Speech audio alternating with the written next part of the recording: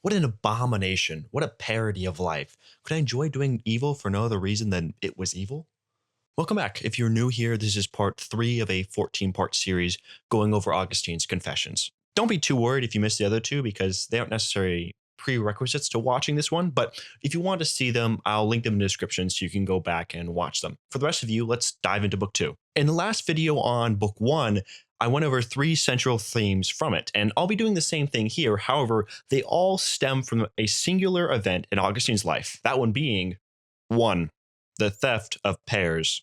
He begins by saying that as he entered adolescence, he engaged in a lot of sexual misconduct that he now looks back on with shame. The reason he did this was because he says he had desire but lacked direction. He had the urge to love, but he didn't know how to love properly, and so he turned to sin. He comments that maybe if he had better been taught the difference between love and lust, he wouldn't have acted in this way. This idea sets up what he will talk about for the rest of this book and book 3, that being sin as a deformation of the good. To better illustrate this, he tells of a time when he was a teenager where he stole fruit. He says he didn't steal for a lack, as a man might steal bread for his family. Instead, he says, "For what I stole, I already had plenty, and much better at that. And I had no wish to enjoy things I coveted by stealing, but to only enjoy the theft itself." He tells of a time where he and his friends snuck out to steal pears from a fruit tree, but not to eat them. Instead, he says that they threw them to the pigs because it wasn't the fruit they desired, but to do something that was forbidden.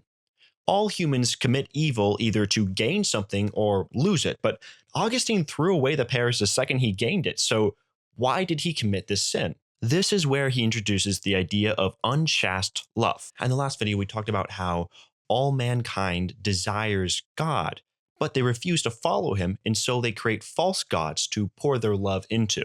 Here, Augustine builds on this by saying that sin is itself the false gods we pour our love into.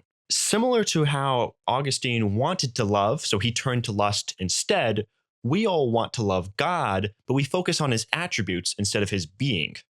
Another way to think about this is desiring the personality of the divine without pursuing a relationship with the divine itself. What Augustine does next is really impressive, but also like a little obsessive.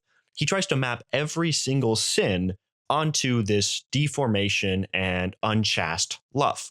I thought about only giving you a couple as examples, but then I realized that by leaving them all out, I'd be robbing you of the best part of this book. And so we'll be going through every single one of them in the next part. 2. All sin is mimicry. He begins by analyzing pride, where someone has to believe themselves superior to all else. This is a false imitation of God, who is truly superior to all else.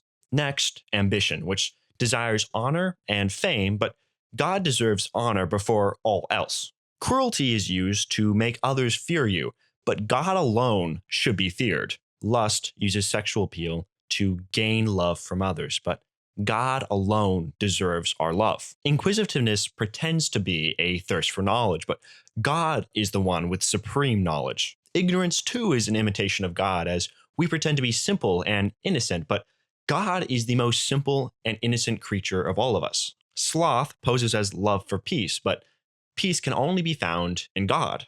Extravagance masquerades as fullness and abundance, but God is the only one who can give true fullness. Covetousness desires possessions, but we need to remind ourselves that it is God who possesses all things.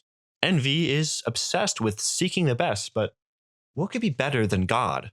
Anger demands revenge, but only God's vengeance is truly just. And finally, Augustine concludes his list with this: grief eats away its heart for the loss of things which it took pleasure in desiring, because it wants to be like you, from whom nothing can be taken away. 3. The will to do evil. The last theme I want to pick up on in this story is that this pear story is a subtle attack on previous philosophers, which we'll go over most of our heads, but I'm pretty sure the people at the time would be able to understand it. In Plato's magnum opus, The Republic, he presents the idea that no one does evil for evil's sake. Instead, we do evil mistaking it for good. Now, let's look at an example of this. Imagine a thief robs from a bank. This is certainly evil, but Plato would say he didn't rob the bank because he wanted to do something evil. Instead, he did it because he needed money, and money can lead to a longer life, providing food and shelter, so it can be thought of as a good in this case. In other words, the thief stole for the sake of the good. He found money appealing and he took it, but he didn't commit evil for evil's sake. Now, Augustine is arguing against this, citing this incident in his childhood as an example. He says he stole the pears, but not for the pears. Instead, he stole because he wanted to do something evil. In Augustine's eyes, this is a clear example that man can will to do evil, and not all evil acts are caused by some desire for the good.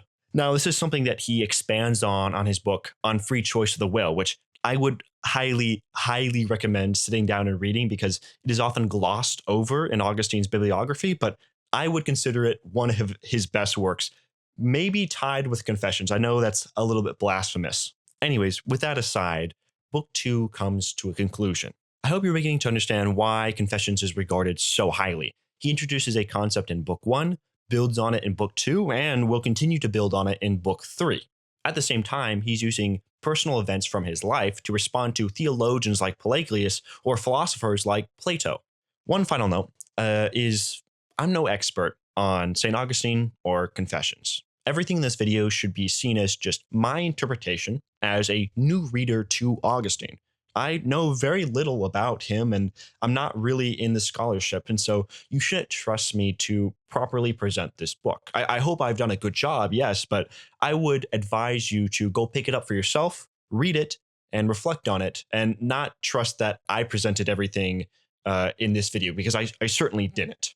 With that said, my video on book 3 of Confessions will be coming out very shortly, but while you wait for it, there's something stopping you from picking it up for yourself and reading to cement your opinions on it before hearing mine. I think that's all I have to say. Thank you for watching, and I'll see you again.